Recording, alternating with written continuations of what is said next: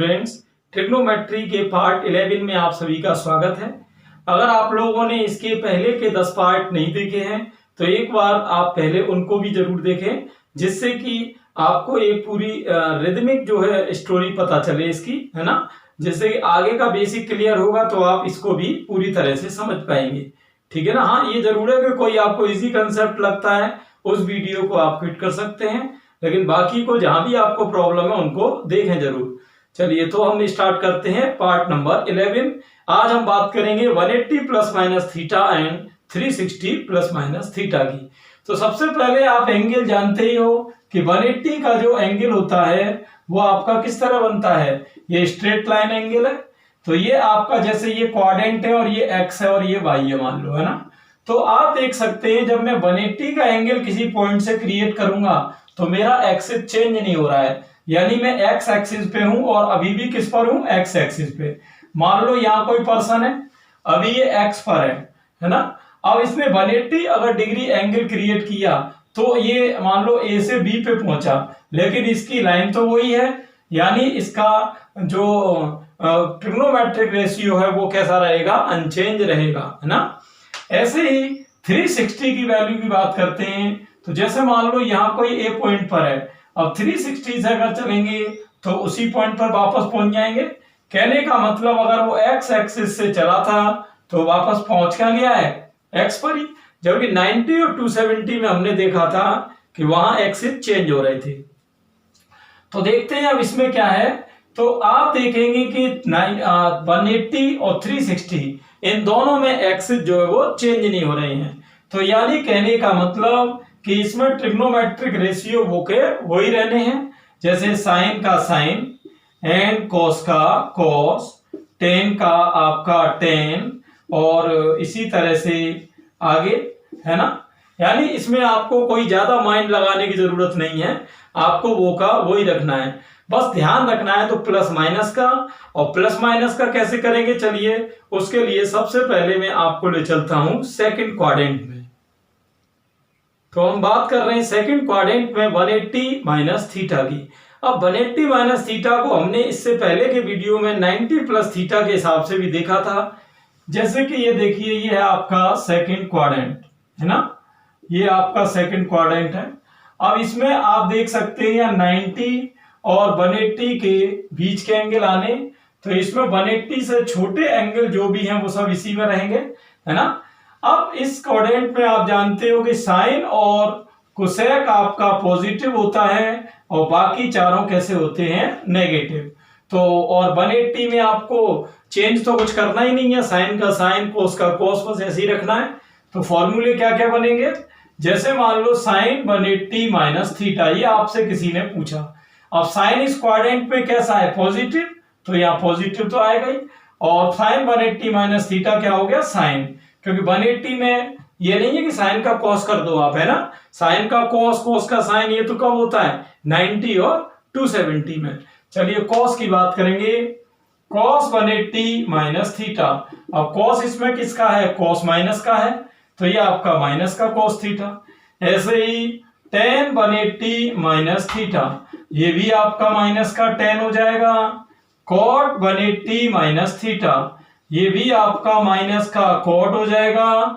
और सेक 180 minus theta, तो ये आपका माइनस का सेक हो जाएगा। और कोसेक 180 माइनस थीटा, तो कोसेक इसमें किसका है, प्लस का है, तो कोसेक अब की बात प्लस आना है, ये आपका हो गया प्लस का कोसेक थीटा।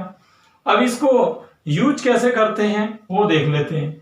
जैसे कि मान लो आपसे किसी ने पूछा कि भाई अब मुझे निकालनी है मान लो वैल्यू cos 150 डिग्री की, है ना, cos 150 डिग्री।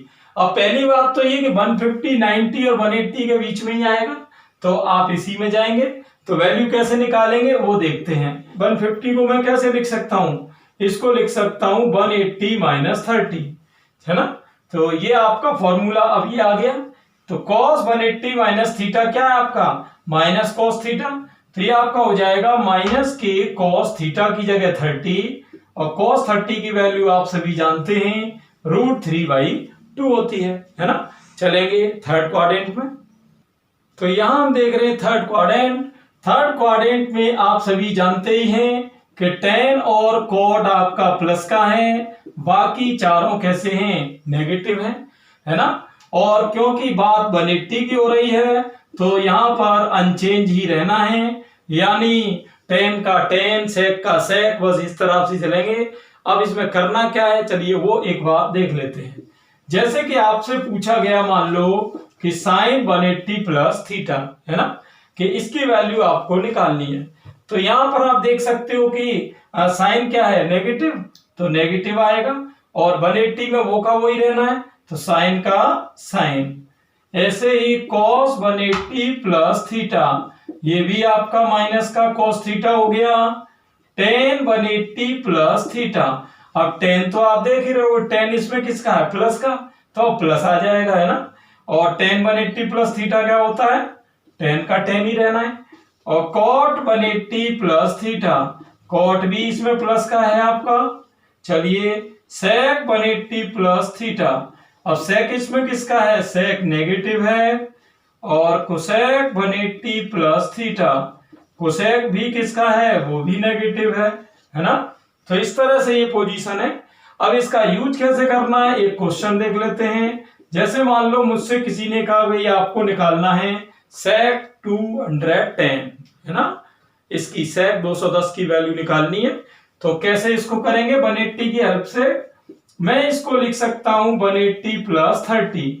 अब फॉर्मूला आपके सामने, sec 180 प्लस थीटा क्या होता है आपका, माइनस sec थीटा, तो ये आपका हो जाएगा माइनस के sec 30।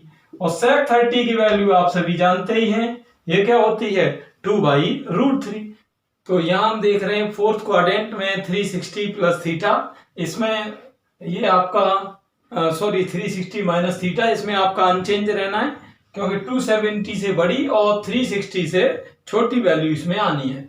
तो फॉर्मूला देख लेते हैं, जैसे साइन 360 माइनस थीटा। अब जैसे आप देखते हो ASTC के हिसाब से इसमें cos और sec प्लस के रहने हैं और बाकी चारों माइनस के रहने हैं, तो साइन किसका रहेगा, माइनस का। और 360 में ऐसे का ऐसे ही रहता है, तो ये आपका हो गया माइनस के साइन थीटा।